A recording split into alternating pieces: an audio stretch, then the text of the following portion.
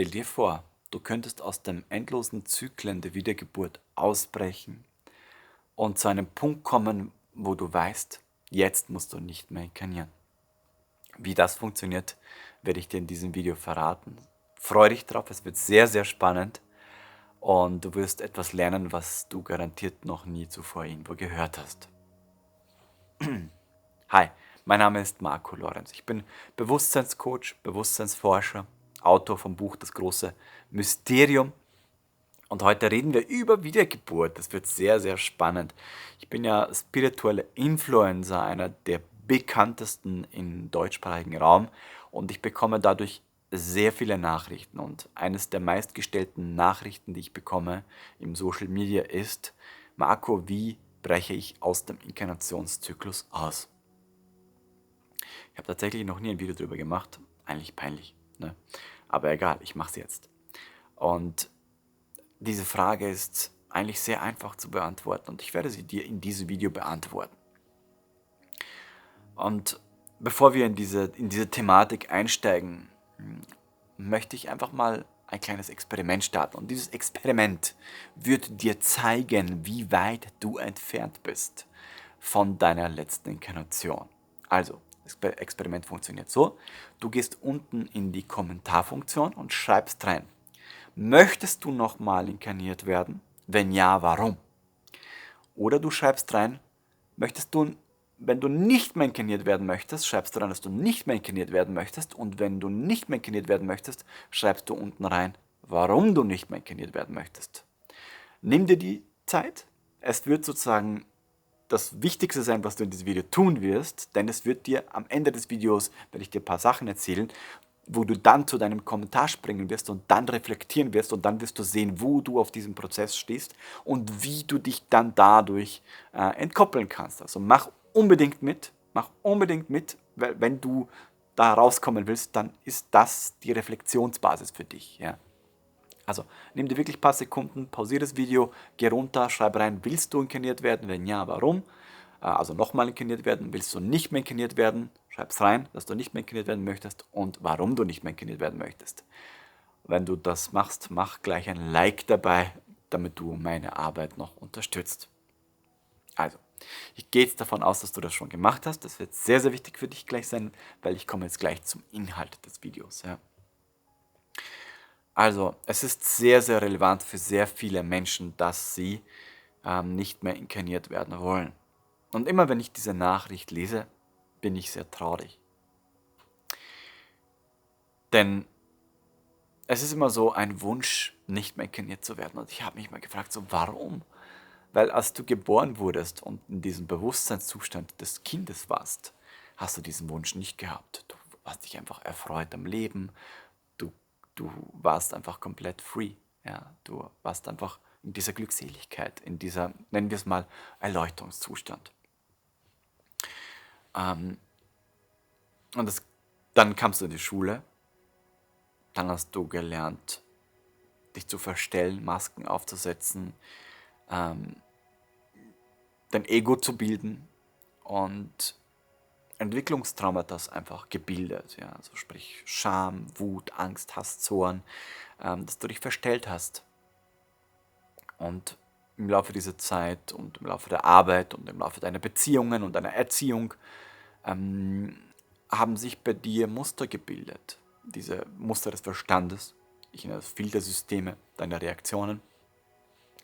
Und diese bewerten das Leben nicht mehr so positiv wie in deiner Geburt und deiner Jugend, sondern die bewerten das Leben dann einfach negativ. Die Ereignisse, du hasst Menschen, du magst gewisse Ereignisse nicht und du bist einfach grundsätzlich unzufrieden mit dem Leben selbst. Und da gibt es viele Gruppierungen, nennen wir es mal machen wir es mal in 3 Teile, die sehr glücklich sind im Leben, die zufrieden sind. Das sind so diejenigen, die im Kommentar geschrieben haben, so: Ich will unbedingt wiederkommen, weil mein Leben ist so geil. Ja. Dann gibt es diese Mittelfraktion, die sagen so: Ja, es ist mir eigentlich egal, das eine interessiert mich nicht, das andere auch nicht. Ich lebe einfach so mein normales Leben dahin. Und dann gibt es die dritte Fraktion, das ist die erste ist die Optimistenfraktion, die mittlere ist die neutrale Fraktion und die dritte ist die Pessimisten-Fraktion. Das sind so die Menschen, die primär die Ereignisse anderer Menschen, andere Wahrheiten als negativ erachten und sehen, also sprich bewerten und dadurch in eine innere Unzufriedenheit kommen, weil sie negative Bewertungsmuster in sich tragen und dadurch immer wieder vom Leben getriggert werden und dadurch vom Leben immer wieder enttäuscht werden und dadurch das Leben anfangen zu hassen und dadurch die Menschen und alles um einen herum und sich selbst hassen und dadurch, nennen wir es mal, fast Richtung Depression wandern und dadurch dann immer auf den, wenn sie noch einen Hauch Spiritualität oder spirituell in sich sind, dann sagen so, ich will nicht mehr auf die Erde, ich will hier nicht mehr inkarnieren und so weiter und so fort. Ja. Das heißt, diese Fraktion, du kannst es an deinen eigenen Kommentar reflektieren und fühle dich jetzt nicht angegriffen, es ist einfach nur das, was ist. Ja? Kannst reflektieren, zu welcher dieser drei Fraktionen gehörst du. Und ich werde dir gleich in den nächsten Minuten erklären, wie du dich von dieser zu dieser Fraktion hinbringst, dass du eben in diesen anderen Zustand kommst. Ja? Ja, für mich persönlich ist die Erde ein Lernprozess. Also wir sind hier und wir erleben Dinge, wir erleben Ereignisse, die dazu führen, dass wir lernen, dass wir Sachen verstehen. Es geschehen Dinge, weil es ist immer so, wenn man Kindern etwas beibringen will, Beispiel, dass die Herdplatte heiß ist, ja, dann gibt es immer noch manche Kinder, oder anders gesagt, du willst dem Kind etwas sagen, was nicht gut ist, ja, und das Kind macht das trotzdem immer wieder und immer wieder, ja. Und so können wir uns Menschen uns vorstellen, dass wir selber sowas wie Kinder sind, das heißt, es geschehen irgendwelche Dinge und wir reagieren immer gleich darauf. Und wir sollten aber eigentlich, also das Universum will uns erziehen, dass wir besser darauf reagieren, dass wir anders reagieren, damit wir glücklicher werden. Ja? Dass wir einfach lernen, dass das nicht gut ist, zum Beispiel zu lügen, Menschen zu betrügen, Menschen als Dämon zu betrachten und so weiter und so fort. Ja? Dann passiert Folgendes. Ja? Dann kommt das Universum und sagt, okay, wenn du nicht hören willst, dann musst du fühlen. Ja? Und dadurch kommt das Universum und führt dich in Ereignisse. Ja, und diese Ereignisse führen dazu, dass du das, was du nicht kapierst, weil du nicht hören willst, fühlen musst. Dass du, sprich, in Situationen geworfen wirst, die sich sehr schlimm anfühlen. Ja? Also sprich, du hast jemanden umgebracht, du kommst ins Gefängnis und jetzt fühlst du, wie es ist, einsam zu sein, eingesperrt zu sein und so weiter. Und viele Leute kommen aus dem Gefängnis raus und begeben danach immer noch Straftaten, mehrmals hintereinander. Also diese Gefängnispendler. Ja. So wie die Seminarhopper gibt es die Gefängnispendler. Und irgendwann kommt das Universum und sagt so, ey, der will nicht fühlen. Ja. Den interessiert das nicht. Der ist gefangen in seiner eigenen Welt. Ja. Aber ich will ihn erwecken in die Glückseligkeit. Und dann kommt das Universum in die dritte Stufe. Und die dritte Stufe ist dann das richtige Fühlen. Ja. Also Krankheiten, Schmerz, ja.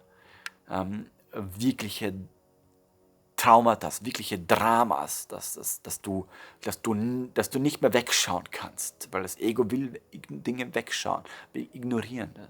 Und das ist dann so schlimm, dass du plötzlich zum Beispiel, du hast dein Leben lang geraucht und du hast verstanden, so, das ist nicht gut für mich, weil ich habe so schlimmen Husten, ich kriege alle möglichen Krankheiten und es ist nicht gut für mich, aber du tust das trotzdem, weil du in dieser Sucht drin bist.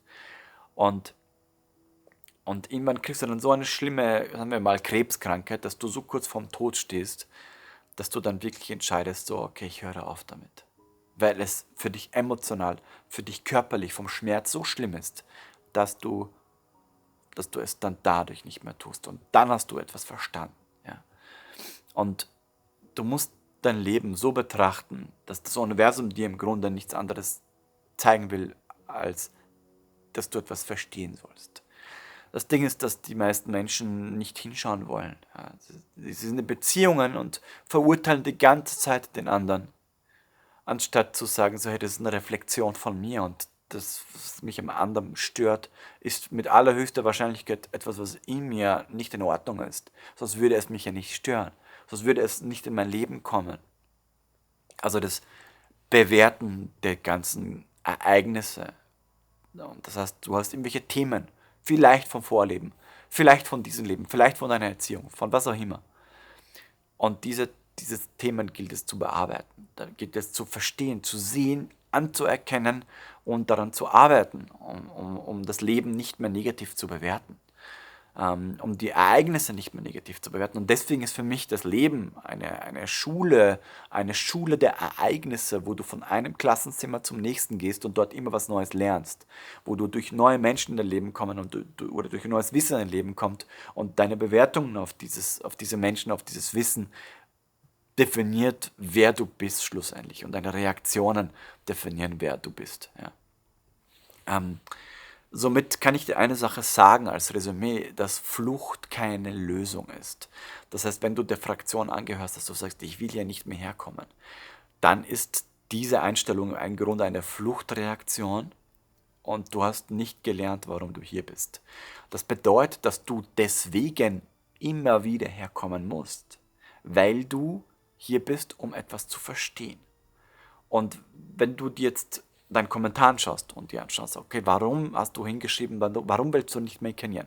Weil du gesagt hast, die Menschen sind so gemein, die Menschen sind so, die Menschen sind so, die Menschen sind Betrüger, das Universum, was auch immer. Dann weißt du ganz genau, deine Antwort, die du dort hingeschrieben hast, ist der Grund oder das, was du lernen sollst in diesem Leben, um dich aus diesem Zyklus zu befreien. Weil, wenn du sagst, die Menschen sind so gemein, dann erachte, dass du ein Problem damit hast, dass gemeine Menschen existieren. Und dann frage dich, ob du vielleicht nicht selbst jemand bist, der gemein ist. Ich weiß, das Ego will das nicht wahrhaben. Das Ego sagt, ich bin nicht gemein, die anderen sind gemein. Das ist Standard, das ist klar. Aber wenn du nur 1% Selbstreflexion hast, frage dich wirklich ganz tief im Innersten, ob du selbst jemand bist, der vielleicht das, was in dir vorgeht, bei den anderen Menschen projizierst.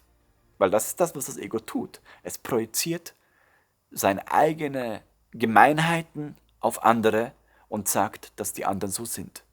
Und will es nicht wahrhaben, und jetzt kann es sein, dass manche so getriggert sind, dass sie jetzt das Video beenden, wenn du das tust oder das fühlst, dann weißt du genau, dass es so ist. Und das ist genau der Grund, warum du jetzt das Video weiterschauen sollst, damit du das heilen kannst, damit du dich reflektierst. Und es gibt diese 3%-Regel. Vielleicht hat Marco recht, zu 3%. Wenn er recht hat, dann bleib sitzen, hör zu. Weil es geht darum, dass sofern du einen Widerstand erzeugst, das ist nicht wahr, dann frag dich, warum ist dieser Widerstand da? Bist du derjenige, der diesen Widerstand gerade empfindet? Oder ist es vielleicht dein Ego, was nicht hinschauen will und die ganze Zeit dann sagt, der Marco ist hier der Böse, der Schuldige, der mir hier irgendwelche Sachen auftischen will. Ja. Aber wenn du genau hinhörst, dann wirst du erkennen, dass das, was ich dir in diesem Video sage, nichts anderes ist als eine Lösung, als eine Hilfe, dich zu befreien von negativen Bewertungen, dich zu befreien von negativen Ereignissen, dich zu befreien aus diesem Loop der Negativität. Und reflektiere deinen Kommentar und frage dich wirklich, ob das, was dort steht, nicht in dir ist und du nichts anderes tust, als das im Außen zu sehen und zu projizieren.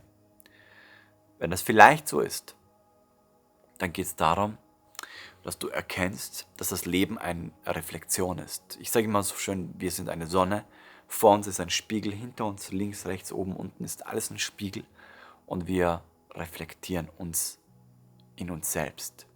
Also wir reflektieren unseren Zustand in der Außenwelt. Also wir leben in einer Quantenrealität, in der dein Zustand beeinflusst, was eigentlich bei dir gerade abgeht, was für Ereignisse passieren. Du kennst das, du stehst in der Früh auf und du bist richtig gut gelaunt, weil du Geburtstag hast, was auch immer. Ja. Dann wirst du merken, dass du heute gut drauf bist, dass du gute Gedanken hast, positive Gedanken. Du wirst merken, dass heute alle Menschen freundlich zu dir sind, dass einfach coole Dinge heute passieren. Und du stehst auf, irgendwas hat dich getriggert am Vorabend oder heute früh und du bist negativ drauf. Und du wirst merken, dass du negative Gedanken hast, dass du dich runterziehst und dass alle Menschen heute schlecht drauf sind. Das Wetter vielleicht auch noch. Ja, das ist die Krönung des Tages dann noch. Das heißt, deine Außenwelt, wie die Menschen um dich herum sind, das ist eine Projektion deines Zustandes. Geh mal in deine Vergangenheit, geh mal in deine Arbeit hinein, in deine Tage, die du erlebt hast. Erkenne, warst du gut drauf, waren alle anderen gut drauf. Warst du schlecht drauf, waren alle anderen schlecht drauf. Und es gibt die Fraktion, die sagt so, ja, ich war mal gut drauf, dann ist das geschehen und dann war ich schlecht drauf. Ja, dann siehst du warum. Dann siehst du, dass deine Bewertung dich von da runtergebracht hat, runtergezogen hat. Das heißt, deine Reaktion auf die Ereignisse definiert, in welchem Zustand du bist. Und solange du ein Bewertungsmuster hast, was negativ ist, was Dinge negativ sieht und negativ bewertet, ja. Ich sage jetzt nicht, man sollte Dinge ja alles schönreden und so, sondern man soll es neutral sehen und sich die Frage stellen, okay, das war jetzt nicht gut, was du getan hast, aber es geht darum, mit Mitgefühl zu handeln, also zu verstehen, okay, derjenige, der etwas Negatives getan hat, warum hat er das getan, mit welchem Motiv hat er das getan, was für ein Problem hat er, anstatt ihn zu verurteilen, in die Schuld in die Tasche zu schieben und das Ganze dann negativ zu sehen und dich im Grunde selbst runterzuziehen, ist das sozusagen eines der wichtigsten Dinge. Ja. Pass auf, wenn deine Seele geboren wird. Wenn deine Seele geboren wird, dann erwacht sie. Ja, wie deine Geburt von deinem Körper, von deinem Baby, als du ein Baby warst. Das heißt, du wirst irgendwo geboren in deiner Realität und hast vielleicht noch nicht so viel Bewusstsein. Also übrigens, wenn du dich das Thema interessiert, ja, dann, und du kennst mein Buch Das große Mysterium nicht, dann bestellst dir, dann dort erzähle ich diesen Prozess, wie die Seele geboren wird und wie die Existenz selbst sich selbst erschaffen hat und was ich dort erlebt habe. Das war so eine heftige Erfahrung, die kommt in diesem Buch vor, was passiert, wenn die Seele geboren wird und wie entwickelt sie sich und wie entwickelt sich daraus dann dein Bewusstsein jetzt. Voll spannend, ja. In jedem Fall, deine Seele wird geboren und existiert in deiner Realität und macht dort irgendwelche Erfahrungen. Bis zu einem Punkt, wo sie sagt, in dieser Realität, mit diesen Erfahrungen kann ich mich nicht mehr weiterentwickeln. Und dann geht sie in eine andere Realität. So nennen wir es mal Kindergarten raus, Volksschule. Ja.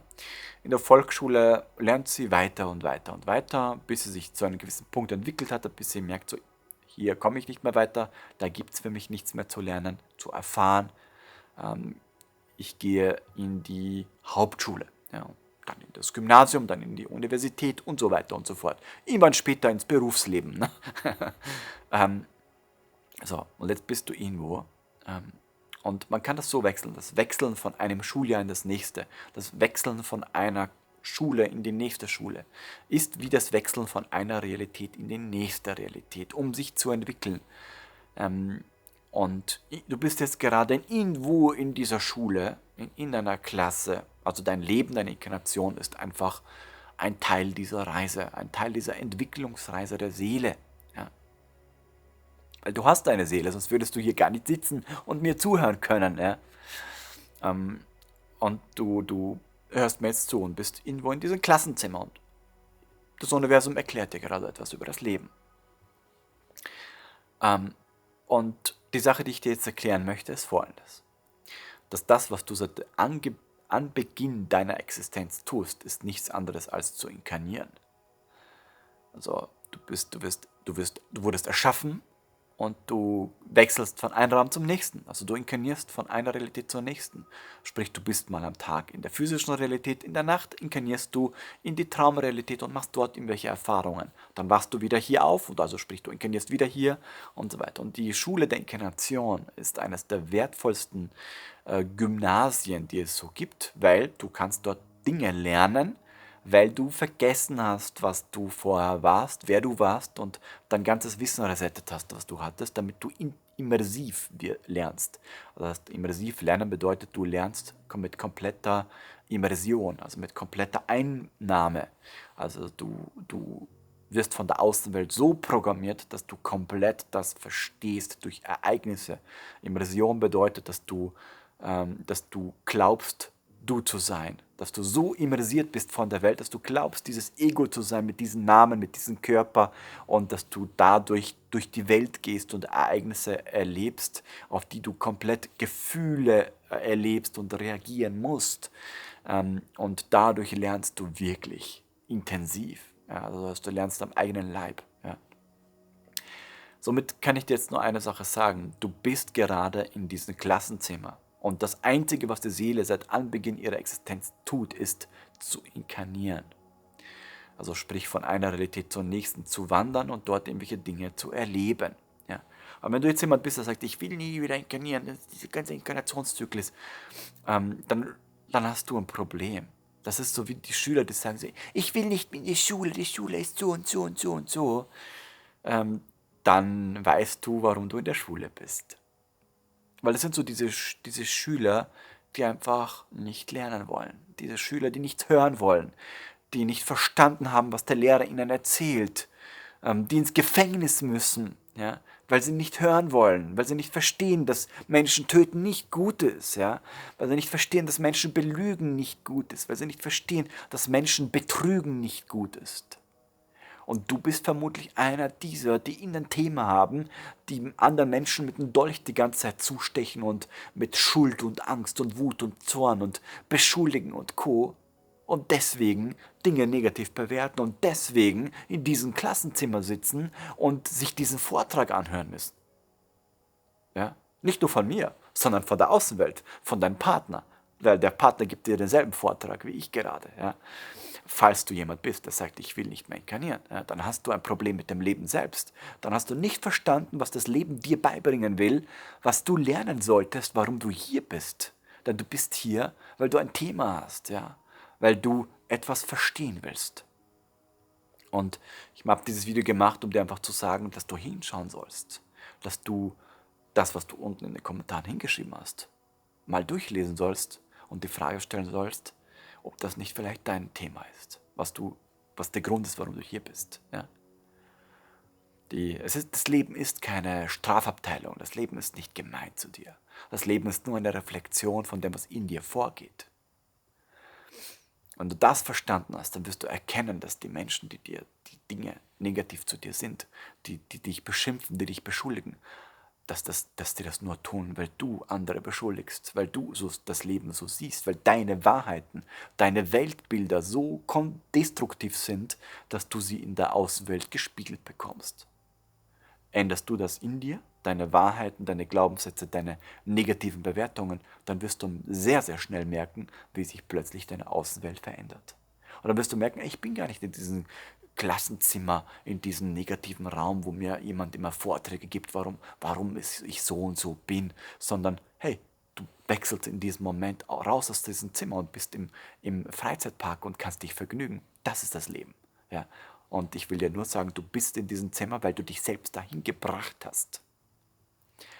Und der Weg raus ist, dass du verstehst, dass Ereignisse geschehen und dass deine Bewertung dieser Ereignisse deine Gedanken erschafft. Deine Gedanken erschaffen deine Emotionen und deine Emotionen erschaffen deinen Zustand. Und dein Zustand ist die Reflexion von dem, was im Außen vor sich geht. Das heißt, wenn du deine Außenwelt verändern willst, dann geht es darum, dass du deine Innenwelt, dein Bewertungssystem veränderst.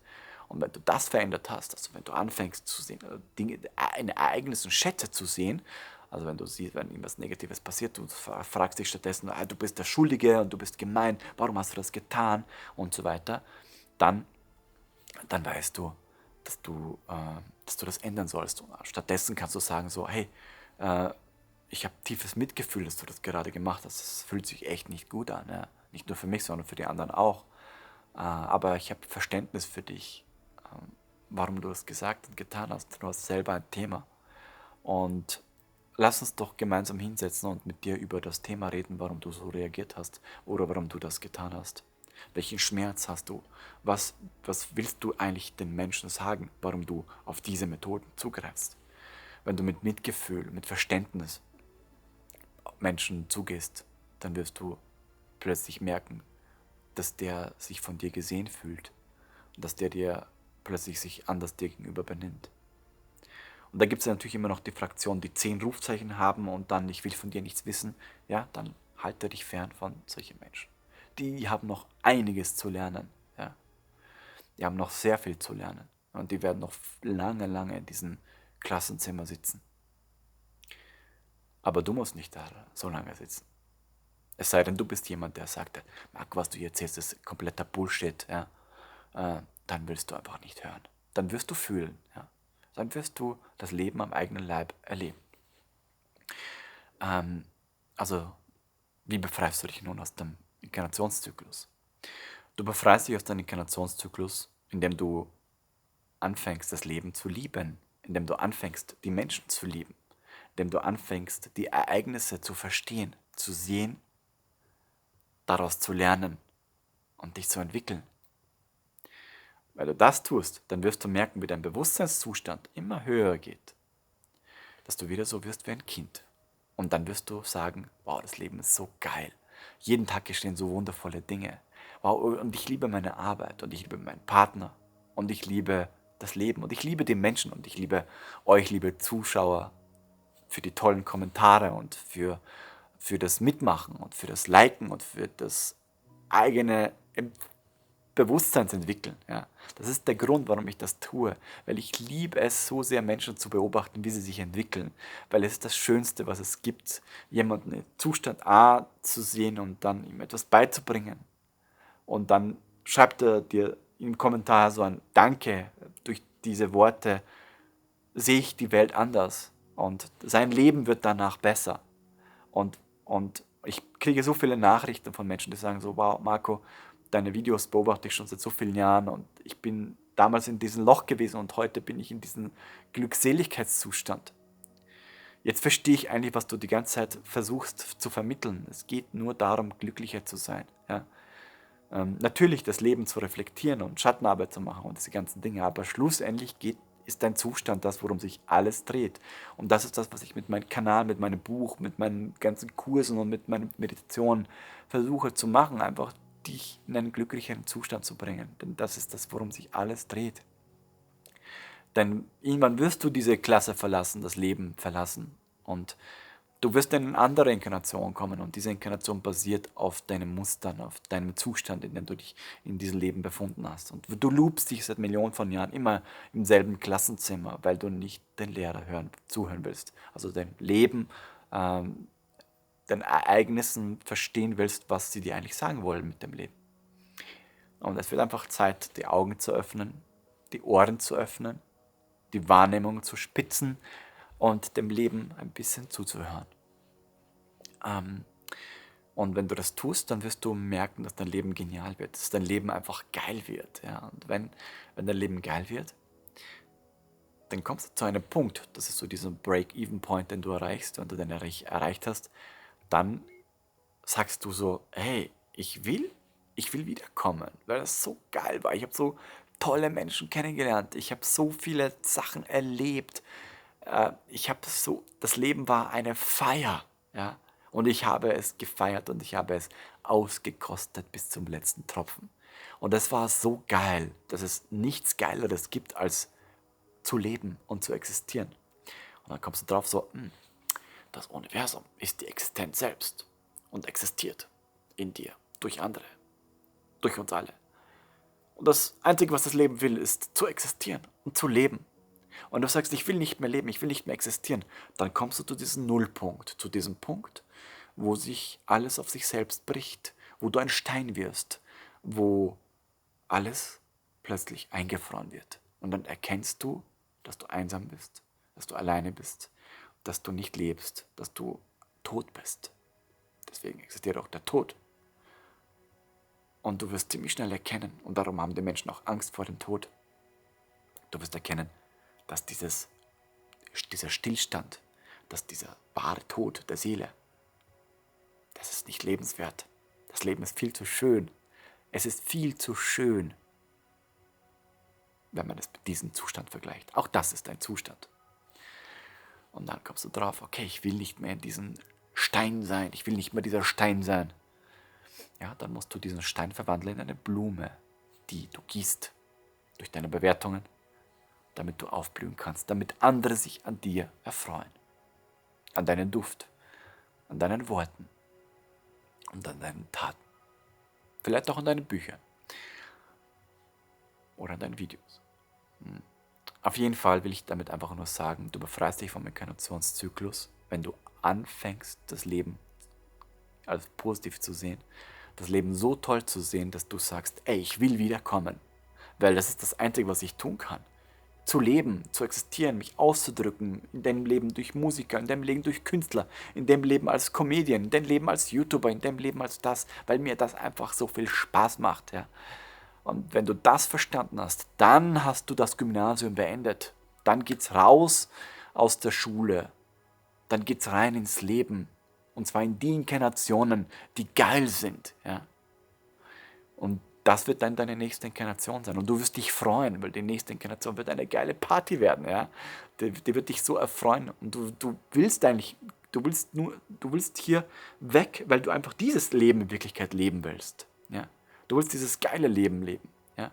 Aber ich kann dir was sagen. Dieses geile Leben, das kannst du jetzt schon leben. Du musst nicht warten auf das nächste Leben, damit du dieses geile Leben leben kannst. Du kannst es jetzt schon leben. Der einzige Unterschied ist, dass du es einfach positiv bewertest, dass du lernst, was für ein Problem du hast mit deiner Bewertung, mit deinen Weltbildern, mit deinen negativen, destruktiven Gedanken. Ja? Wenn du das veränderst, dann bist du sofort in diesem geilen Leben drin. Darum geht's, ja. Also du musst nicht auf Disney, weil wenn du sagst, ich flüchte vor dem, was ich nicht sehen will, dann wird dein nächstes Leben viel schlimmer als dieses jetzige Leben sein, ja.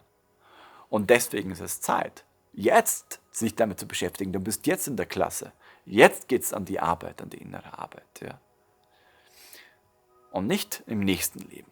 Flucht ist keine Lösung, ja, sondern Spiegel ist eine Lösung. Reflexion, Bewusstsein. Deswegen mache ich auch Bewusstseinsarbeit. Deswegen sage ich auch, ich bin Bewusstseinscoach, weil ich mich damit beschäftige, dich bewusster zu machen. Ja, dass du Dinge siehst, die du vorher nicht gesehen hast. Darum geht es mir. Ja. Und deswegen ist die einzige Konsequenz, wie du in ein geiles Leben kommst, wie du aus dem Inkarnationszyklus dich befreist, indem du annimmst, dass der Inkarnationszyklus das Geilste ist, was die Existenz sich selbst geschenkt hat, um dadurch unendliche Leben und Geschichten zu erfahren. Und wenn du mit den Geschichten nicht zufrieden bist, dann liegt es an deinem Zustand. Dann musst du den ändern. Ja. Dann geht es darum zu lernen, dass du erwachsen wirst, dass du Verantwortung für dein Leben, für deine Gedanken, deine Emotionen, für deine Reaktionen und für deinen Zustand übernimmst. Denn solange du das nicht tust, bist du immer noch ein Kind. Egal wie alt du sein magst. Ja. Ich kenne 20-jährige Menschen, die 10-mal reifer sind als 50-jährige Menschen, die noch als 50-Jähriger ein komplettes Kind sind, die immer noch verurteilen, beschuldigen und in sich Hass tragen. Das ist traurig.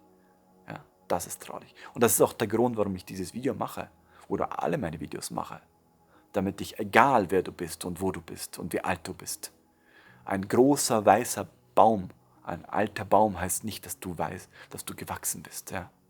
Es ist einfach nur, was strahlst du aus? Darum geht's. Ja. Bist du eine Inspiration für andere oder bist du jemand, den andere hassen? Dann weißt du warum. Also, ich möchte dich ermutigen, in diesem Video hinzuschauen. Ich möchte dich ermutigen, in diesem Video zu reflektieren. Und ich möchte dich ermutigen, runterzugehen zu deinem Kommentar und vielleicht einen zweiten Kommentar zu machen und deine Erkenntnisse aus diesem Video für dich selbst unten hinzuschreiben. Weil vielleicht lesen andere deine Sachen und erkennen sich selbst darin. Und lernen von dir, was du gelernt hast. Und vielleicht habe ich den einen oder anderen dazu bewegt, dass er sagt so, hey, stimmt.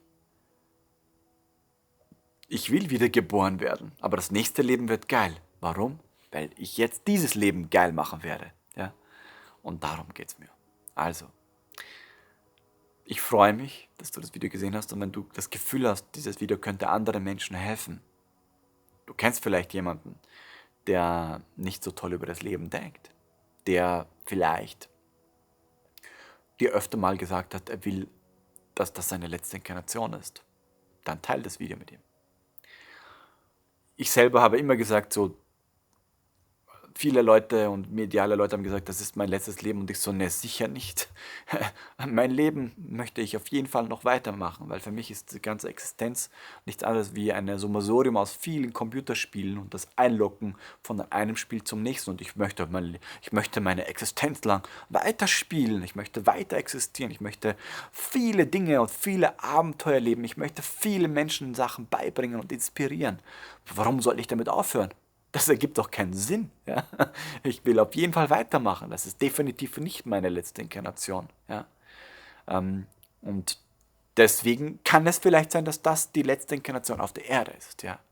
In diesem kollektiven negativen Zustand. Aber auch das heißt nicht, dass ich da nicht mehr wiederkomme. Für mich, ich bin wahrscheinlich nur hier, weil ich selber viele Sachen noch aufzulösen hatte und weil ich dann, wenn ich sie aufgelöst habe, meine Erkenntnisse mit anderen teile, damit sie das auch auflösen, damit wir alle hier rauskommen, ja, aus dieser Nummer. Ja klar, man kann die Erde nicht schönreden, ja, das soll man auch nicht. Ja. Es ist nicht so, dass hier alles äh, Sonne und wundervoll ist. Ja. Natürlich ist hier Mord und Totschlag auch am Tagesprogramm und die Medien und die ganze Regierung und die ganze Sache. Na klar, ist alles da. Ja.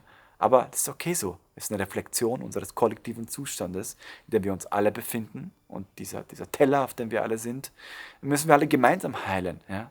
Wir haben das gewählt. Wir haben die Politiker gewählt. Wir sind die, die andere betrogen haben und deswegen betrügen uns die anderen. Das Ganze steckt in uns. Ja?